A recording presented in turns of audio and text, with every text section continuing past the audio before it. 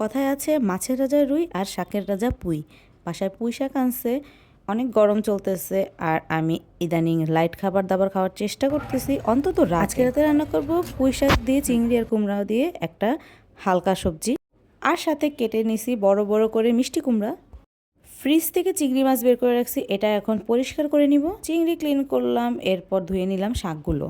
হালকা খাবার দাবারের অন্যতম শর্ত হচ্ছে তেল কম দেওয়া, অল্পই তেল দিছি আর সেখানে কালো জিরা ফোড়ন দিয়ে দিলাম। সামান্য হলুদ আর লবণ দিয়ে চিংড়িগুলো একটু ভেজে নেব। এরপর একটু জিরা বাটা দিয়ে একটু কিছুক্ষণ কষাবো।